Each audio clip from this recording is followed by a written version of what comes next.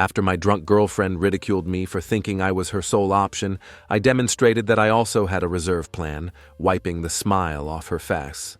Be me, 30-year-old Derek. Heavy equipment operator, union job, solid benefits, zero debt. Can position a 400-ton load with precision of a surgeon. Moving steel beams 70 stories up. Dealing with crosswinds that would make pilots nervous. Not glamorous but pays bills and keeps me in truck payments. Good money with overtime. Like my life simple, organized, drama-free. Well, Madison was opposite of all that.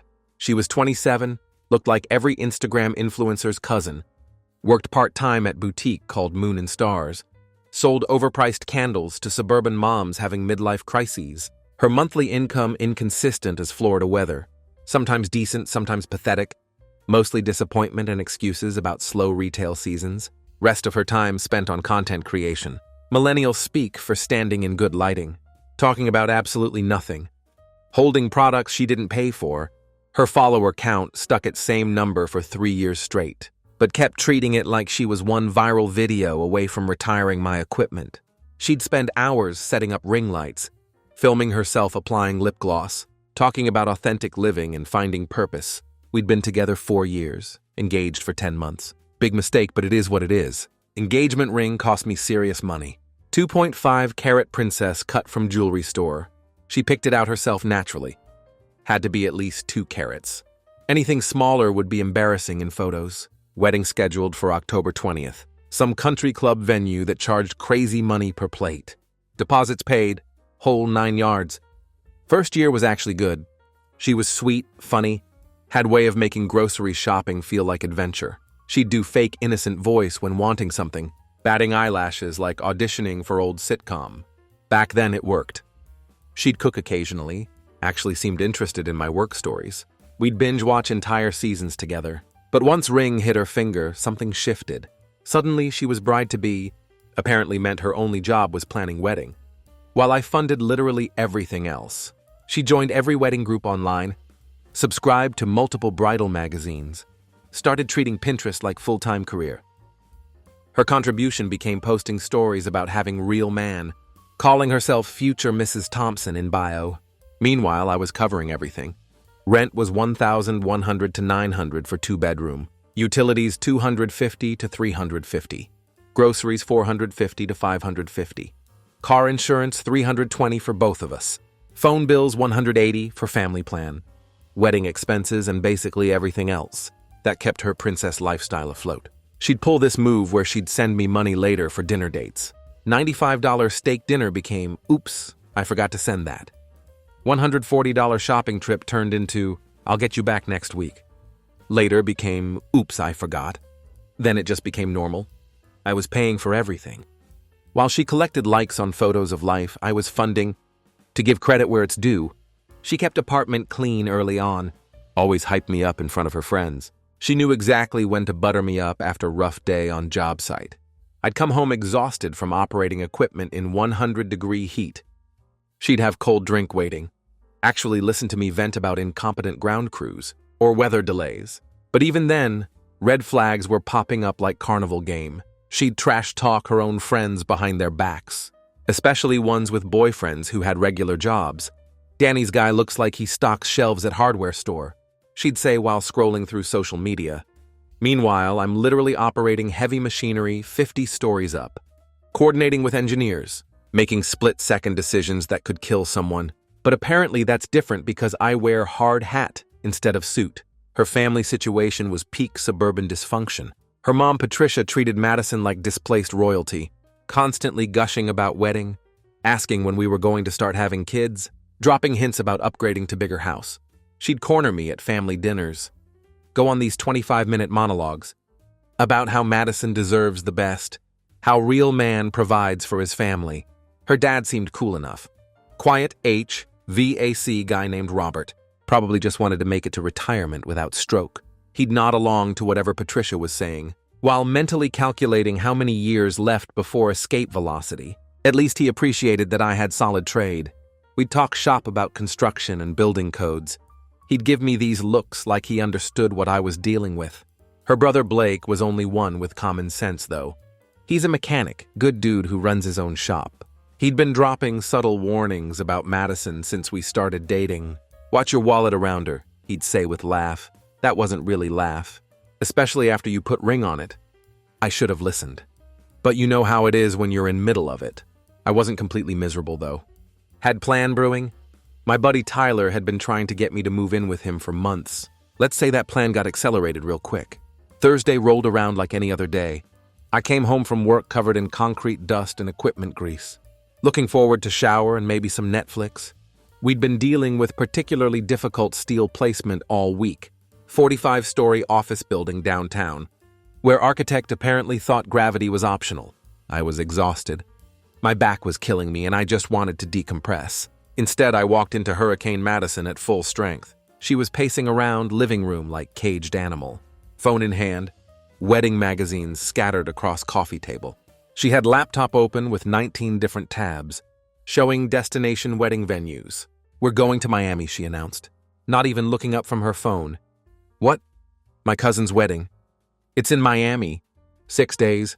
I already RSVP'd for both of us. It'll be perfect for content. You know, engaged couple at destination wedding." She was already mentally planning her Instagram posts. I stood there processing this information. "When? Next month?" "I booked our flights already." "Well, I put them on hold. You need to pay for them by tomorrow." She said this like she was informing me about weather forecast.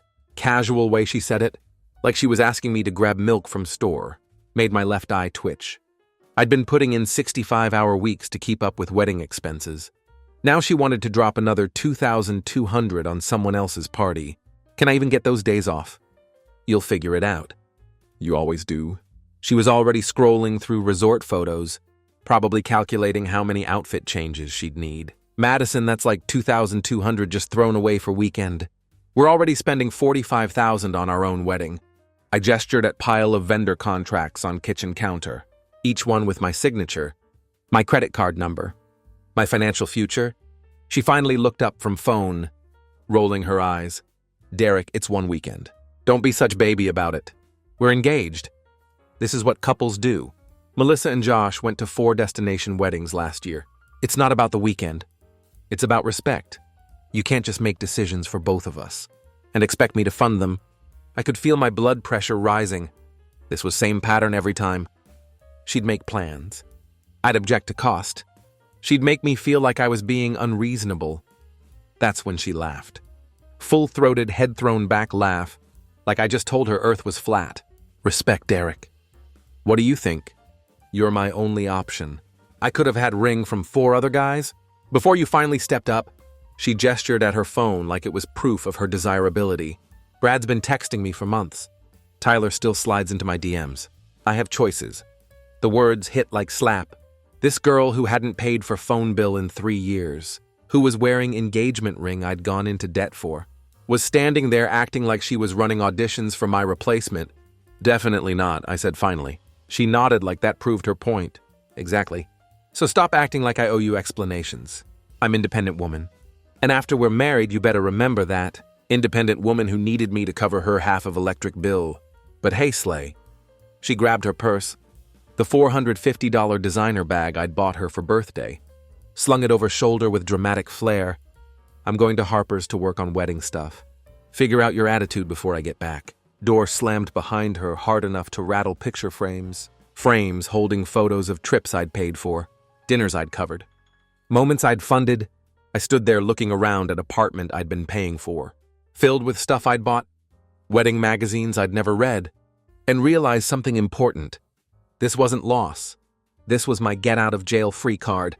Time to let her options clock in for their shift. Now let me tell you more about my buddy Tyler. Guy's been my best friend since 7th grade. Back when we convinced substitute teacher that class hamster was diabetic and needed emergency sugar packets. He's kind of guy who can talk his way out of anything. Has zero tolerance for drama. Guy's a welder and makes good money. He had this sweet 3-bedroom setup across town. Washer and dryer in unit. Balcony with actual view of city skyline. Parking that didn't require a degree in advanced mathematics. I'd been dragging my feet because change is hard and I'm lazy. But Madison basically handed me motivation on silver platter. That night I sent him text. "Yo, I'm pulling the plug. Still want roommate?" His response was immediate.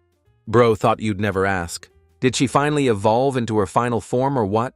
She said you think you're my only option. LMAO, bro. She thinks she's main character in her own Netflix series. When we moving you in? This weekend I'm going ghost. Wedding's canceled. Holy shit. That's like 42,000 worth of deposits down drain. Better than lifetime of this. I'll stock fridge with pizza rolls and emotional detachment. Tyler understood the assignment.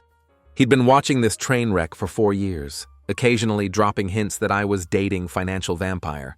Man had patience, I'll give him that. Friday morning came and Madison was at her job. Boutique opened at 11 a.m., which meant she'd be gone until at least 4 p.m., giving me solid 5-hour window, perfect for Operation Financial Independence. First order of business was her phone. She'd been on my family plan for 3 years because it's cheaper to bundle. Yeah, cheaper for her. I logged into my Verizon account, deleted her line like I was clearing browser history before job interview. Felt that 95 monthly weight lift off my shoulders immediately. Next up, streaming services. Netflix, Hulu, HBO Max, Disney Plus, Spotify Premium. All mine now. Changed all passwords.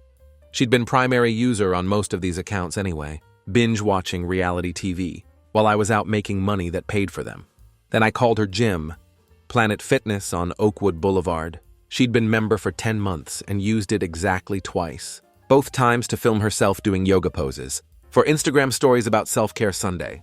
Membership was $99 a month for premium package. Because she needed access to massage chairs. I canceled it. Car insurance was next. She'd been on my policy because dealing with insurance companies gives her anxiety. Growing up gives everyone anxiety, sweetheart. Removed her from my State Farm policy. Watched my monthly premium drop by $170. Turns out insuring 24-year-old with speeding ticket is expensive. Who knew? Then came wedding cancellation. I spent entire morning on phone with vendors, armed with notebook and kind of grim determination, usually reserved for tax season. Venue first. Sunset Hills Country Club, $9,200 deposit. Non-refundable, but I had to try. Event coordinator Michelle actually sounded relieved. Honestly, Mr. Thompson, your 4th cancellation this month. Economy has everyone nervous. No refund, but they waived remaining balance. Catering was next. Giuseppe's Fine Dining. $13,500 deposit for 160 guests. Owner was surprisingly cool about it. Brother, you're dodging bullet. I've seen too many guys go broke trying to impress people who don't even like them. He kept $4,500 for administrative costs, but refunded rest. DJ was easy. Local guy kept $600, refunded $1,400. Actually thanked me for being honest instead of ghosting him. Photographer Veronica kept $1,200 out of $3,800, but seemed happy to get her October Saturday back. Florist was nightmare. Some bougie place called Bloom and Petals. Kept all $3,100 claiming they'd already ordered flowers. Total scam, but I didn't have energy to fight it. Most deposits were non-refundable. But I managed to get back about $9,600. Every phone call felt like lifting weights off my chest. Plus, it's still cheaper than divorce. Wedding dress was best part. She'd put it on layaway at David's Bridal. $2,400 monstrosity with enough beading to outfit small army. She'd been making minimum payments while I covered balance. I called them up, explained situation. Got full refund since she'd never actually taken possession. $3,500 back in my pocket just like that. Before I packed up my stuff, I did something petty but necessary. I printed out high-resolution photo of myself, holding dry erase board with "Save the Date Never" written on it. I replaced main mirror in her vanity setup with this picture. Positioned her ring light so it would frame it perfectly when she turned it on. Then I took engagement ring. It was sitting in its little velvet box on dresser, probably worth more than my truck. Not to pawn it. That would have been tacky. But it was mine, bought with my money. And she wasn't getting consolation prize for being terrible at relationships. By lunch, I'd moved everything out. The 80-inch Samsung TV I'd bought, my PlayStation 5 with full game library, my Craftsman tool set, my home office desk, the $900 Keurig coffee machine she always called ours, left behind all her Amazon boxes she refused to recycle. That weird feather lamp she said gave her creative energy. And about 45 wedding magazines that were now basically expensive toilet paper. One last touch. I'd been keeping receipts. Not just mentally, but actual receipts. Screenshots of every Venmo payment, every bill I'd covered, every wedding expense, every time she'd promised to pay me back. 4 years of financial martyrdom. All documented like I was preparing for audit with IRS. The folder was 3 inches thick. Saturday morning, I dropped my last box at Tyler's place. He helped me carry it up, handed me cold Bud Light, said with perfect deadpan delivery, "So how's it feel to finally escape the financial Venus flytrap?" We fist bumped. He walked into living room, flopped on couch, let out loud, shameless fart that would make Trucker proud. She's going to lose her mind when she finds out. Wedding dress shop doesn't do payment plans for dresses that don't exist. We fired up PlayStation and dove into some Call of Duty. Between matches, Tyler looked over and said, "Now that you're free, can we agree your ex-fiancée looked like she straightened her hair with waffle iron?" I almost choked on my drink laughing. That's the thing nobody tells you about peace. Sometimes it doesn't come from meditation or self-help books. Sometimes it's just cold drink, controller, and your best friend roasting your ex. While somewhere across town, grown woman is screaming at her Wi-Fi router, wondering why David's bridal is asking for payment in full. Saturday night, right on schedule. My phone started blowing up, except it wasn't her number. It was Blake's. Her brother being used as communication proxy, like he was customer service for dysfunctional relationship. Poor guy was probably sitting in his garage, trying to work on transmission, while his sister had full meltdown in kitchen. Messages came in rapid-fire succession. Netflix isn't working. WTF, is my phone off? Where is the TV? Wedding venue called mom crying. You canceled our wedding without telling me. I swear to God, Derek, you better come back home. I'm not paying for this apartment. You crazy piece of shit. I'm calling police. Where is my ring? Answer me or I'm breaking your PS5. You forgot the charger. Each message was more unhinged than last. I was laughing at each one. But before I could even respond, Tyler snatched phone out of my hands like it owed him money. He opened camera, flipped it to selfie mode, sent back beautiful high-definition photo of himself, giving middle finger while holding hot pocket. Then he typed underneath, "Tell your landlord your options will be paying this month. Weddings off. Management." I was wheezing. This is why Tyler's been my best friend for 16 years. About 15 minutes later, another text came through. This time actually from Blake. "Bro, I don't even know how you dated her crazy ass for that long. My condolences. She's pacing around kitchen like she's about to star in her own true crime documentary. Mom's having full breakdown about telling extended family." I texted back, "Respect to you for surviving same house all these years." She keeps asking where ring is. I told her you probably returned it to Mordor. Blake had twisted sense of humor. I appreciated that about him. Dad's hiding in garage. Mom's calling everyone in family tree. Madison's in full victim mode. It's like watching nature documentary about suburban dysfunction. That night I took some practical precautions. Changed Wi-Fi password to Independent Woman 007. Removed her from all shared accounts. Canceled her Amazon Prime access, just in case she thought she could use Fire Stick to stream her way back to financial dependence. Then I shit you not. She posted this on Instagram. Caption, "Sometimes you have to lose a man to find yourself. I'm finally free. Not all fairy tales have happy endings, but mine is just beginning. Hashtag healing. Hashtag single. Hashtag new leaf." Photo was her sitting on couch I'd bought, wrapped in blanket I'd paid for, holding glass crying while using beauty filter.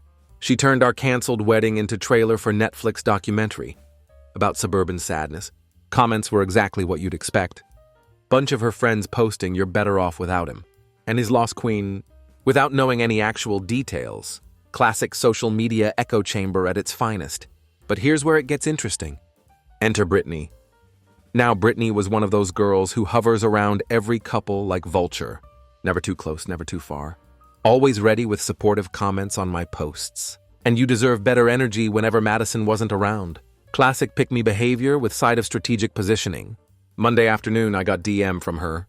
"Hey Derek, I don't want to cause drama, but I thought you deserved to know truth. Madison's been awful to you for a long time. Some of us saw it. I'm just sorry it took this long. You dodged bullet canceling that wedding." Then she drops atomic bomb. Screenshots from their group chat. "Derek is so easy to manipulate, LOL. Wedding planning is just excuse to buy stuff. He thinks he's my fiancé, but he's really just my ATM with ring. I've got 4 guys lined up for after honeymoon. He's so pathetic. Pays for everything and thinks I'm grateful, LOL. Can't wait to get his last name and half his stuff." But real kicker. Screenshots of Madison texting some dude named Brandon. Full-on sexting. Talking trash about me. Making plans to visit him while I was out fixing her car battery and driveway. She was literally cheating on me while planning our wedding, probably using our shared Google Calendar to schedule her affairs. Brittany followed up with, "I always knew you were a real one. If you ever want to talk or hang out sometime, I'm here." I waited exactly 4 minutes, then replied, "Appreciate the info? Honestly, you're only one who seemed to have any common sense. In that whole circus." She sent back heart emoji. Then I sent one more message. "Too bad loyalty is only useful after ship sinks. Tell others I said thanks for entertainment. Peace." Blocked her immediately. Look, I'm not bitter. I'm just allergic to snakes trying to wear empathy as cologne. Tyler saw whole exchange and just shook his head. Damn, that girl's got depth of puddle in desert. 4 weeks of blissful silence. I was working full days, hitting gym with Tyler, sleeping like man who no longer had to worry about someone else's financial crisis. I'd picked up some overtime shifts. Life was good. Then I got the text. "Unknown number. Derek, it's Madison. I'm pregnant. We need to talk about wedding." I stared at message for full 15 seconds, then started laughing. I texted back, "Congratulations, who's the father?" Her response was immediate. "Are you kidding me? It's yours, obviously. I'm 9 weeks along. We need to get married before I show." Now, I'm not doctor, but I am excellent at basic math. According to my calculations, we hadn't done anything intimate since February. It was now June. Either she was carrying longest pregnancy in human history, or she thought I was stupid enough to fall for this. We'd barely been in same room for last month of our relationship, let alone same bed. 9 weeks. We broke up over a month ago. We haven't had sex since February. Well, maybe I'm 7 weeks. Still no. Okay, fine, 5 weeks. Point is, we need to have small ceremony. Just immediate family. I sat there watching this woman try to manipulate time itself. Through text messages. Madison physics doesn't bend because you're desperate. So I called her. She picked up on first ring, voice all soft and trembling, like she was auditioning for soap opera about teenage pregnancy. "Derek, I know we had our problems, but this changes everything. We created life together. Don't you want to do right thing?" "Madison, whose baby is it really?" She snapped back into defensive mode faster than mousetrap.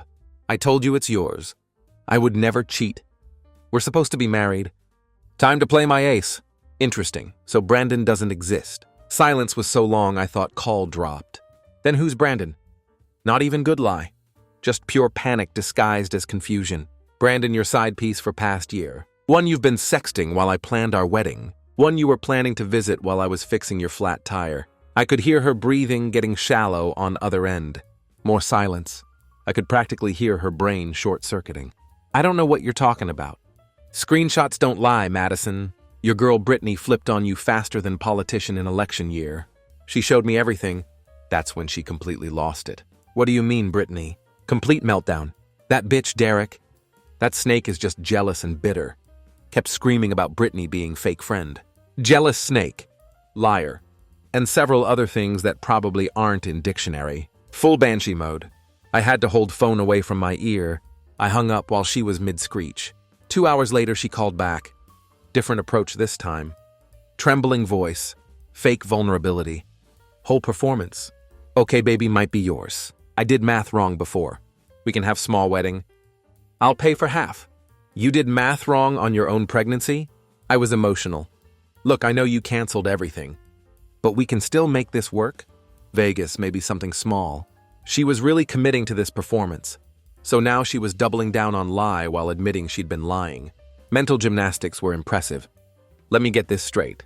You cheated, got pregnant by another dude. Now you're trying to rush me into marriage because Brandon bailed."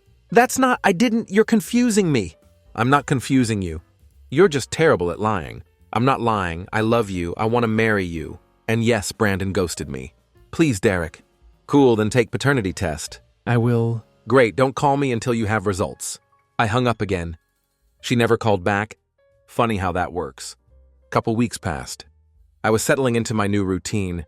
Work gym, hanging with Tyler. Actually having money in bank account at end of month. Life was good in that simple, drama-free way. That makes you appreciate basic peace. I'd started picking up some side work on weekends. Small equipment jobs that paid cash. My savings account was looking healthier. Then Blake called with update from Ground Zero. According to him, Madison had gotten evicted from our old apartment. After telling landlord I'd forgotten to pay rent, she'd moved back in with her parents, dragging Brandon along for ride. Yeah, Brandon, same Brandon who'd supposedly ghosted her. Turns out she'd guilt-tripped him hard. Sent him novels about how I'd abandoned her during pregnancy, how she needed real man to step up, how I'd left her at altar and destroyed her dreams. Brandon, apparently lacking both brain cells and self-respect, bought whole sob story. Showed up with duffel bag ready to play house. Blake said at family dinner, Brandon tried to explain how he was growing into his responsibility, that real men own their mistakes. Guy was 25, worked at tire shop, drove 2013 Honda Civic with bad muffler. Meanwhile, Madison was posting cryptic Facebook statuses, next to blurry ultrasound photos, talking about new beginnings and unexpected blessings. Best part, Brandon had no idea about timeline. He thought I'd left her mid-pregnancy, that I'd abandoned my own kid, canceled our wedding out of spite. Madison had spun whole thing like Lifetime movie, about heartbreak and betrayal. Blake told me dude thinks he's riding in on White Horse to save day. Blake was just sitting back watching it all unfold, like nature documentary. I'm just here for explosion, he told me. Well, he didn't have to wait long. That Saturday, Tyler and I were having perfect day. Just finished watching some UFC fights. Main event was heavyweight brawl. Ended with both guys unconscious on canvas. We had burritos from this killer place down street. Apartment clean, life good. I was telling Tyler about this new job site, where we're building 55-story residential tower, when someone started pounding on door, like they had warrant and grudge. Tyler and I looked at each other. I opened door. There they were. Brandon puffed up like he'd been inflated with testosterone and stupidity.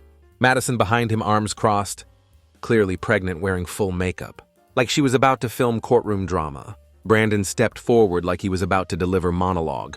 From bad action movie, you think you can abandon pregnant woman and walk away without consequences? You left her at altar, man. I'm here to teach you lesson. Mental man, great bro, watched YouTube video, how to become alpha in 3 steps. Decided to make his move. Behind him, Madison actually started clapping, not exaggerating. She was clapping like he just delivered killer punchline at comedy club. Show him, babe. Show him what real man does when someone disrespects his woman. I stood there watching this whole performance, trying not to laugh. Brandon looked like he spent serious time in gym, but had never been in actual fight. Big arms, soft middle, eyes that didn't match energy coming out of his mouth. One of those guys who benches 350 but has never thrown punch. Outside a video game?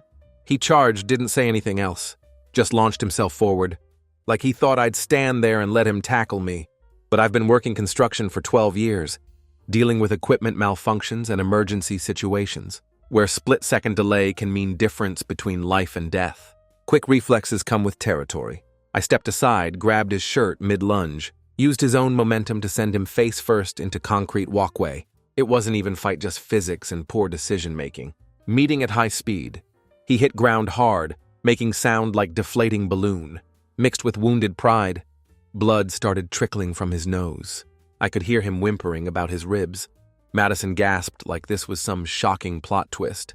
Instead of natural result of attacking someone on their own property, then she snapped, eyes wild, voice hitting frequencies that could shatter glass. She bolted toward my truck with something metallic in her hand.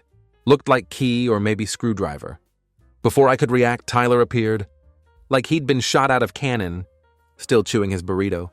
He grabbed her by elbow, yanked her away from my truck with reflexes I didn't know he possessed. "Ma'am, this is Ford," he said, still mid-chew. "Not your emotional support punching bag. Get hell out of my way, Tyler. Don't get between us." "Lady, are you naturally that stupid? Or do you have to practice sometimes?" She twisted and screeched, trying to break free, but Tyler's got that deceptively strong grip. That comes from years of welding and heavy lifting. Brandon stumbled to his feet, ego deflated, eyes watering from his concrete facial. I stepped forward, calm as lake, pointed directly at both of them. "Take your pregnant disaster and get off my property, before I call cops and make this everyone's problem." Brandon didn't say word, just nodded once and helped Madison shuffle toward his beat-up car, like they were leaving scene of crime. Muffler was so loud it sounded like chainsaw having asthma attack. She was still yelling as they drove off, but I couldn't make out words over sound of his exhaust system. Tyler and I stood there for a minute. Then he wiped his hands on his hoodie and said, "Bet that kid's first word is going to be unstable." Hour later, my phone lit up. Patricia Madison's mom in full meltdown mode. Walls of text about how I'd assaulted pregnant woman, broke Brandon's rib and was going to jail for this. Also something about how I'd ruined her daughter's wedding dreams, destroyed family's reputation. I didn't respond, just screenshotted everything. Called my lawyer. First thing Monday morning, I filed for restraining order. Attached all evidence, the texts. Pregnancy lies, the confrontation. Brandon's failed WWE audition. Just for good measure, copies of all canceled wedding contracts, showing I'd been one paying for everything. I wasn't angry. I wasn't even surprised. I was just done with whole circus. Week after restraining order got approved.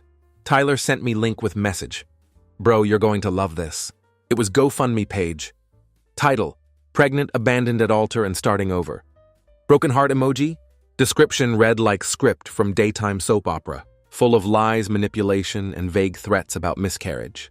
If she didn't get enough donations, she was asking for money for doctor bills, relocation costs, emotional trauma support, rebuilding after wedding disaster. She'd even posted photo of herself in wedding dress. Not one I'd canceled, but some cheap knockoff from Amazon. Caption claimed it was dress I'll never get to wear, because my ex-fiancé abandoned me and our unborn child. Tyler had already donated $1 with comment. Thoughts and prayers by Clue. Page got reported and taken down within 48 hours. Apparently, GoFundMe has policies against fraud. Who knew? Brandon officially disappeared again 3 days later. Deleted all his social media, blocked Madison. Vanished like he should have done first time. Blake told me he overheard Madison screaming into her pillow. He was my last option. I'll never find anyone else. Irony was beautiful. As for me, I kept building my life back up. Picked up extra shifts at work. Got raised a good money base. Bought better tools, new DeWalt impact driver. I'd been wanting for months. Proper tool chest, some quality safety gear. Moved into new place with my own garage. View that didn't include dumpster. Started seeing someone new, completely different energy. Her name's Casey. She's mechanic, has her own shop called Casey's Garage. Specializes in diesel engines. Drives 1997 F-250. Can spot bullshit from 4 counties away. First time I told her Madison saga, she said, "Your ex sounds like type who'd cry in mirror." Just to practice her victim face. When I mentioned canceled wedding, she just laughed.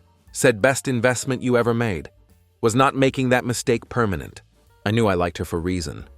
We'd met at job site where she was working on one of contractor's trucks.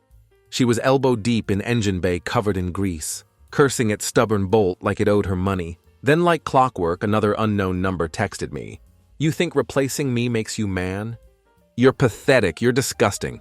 You ruined my life." No name, but we all know who it was.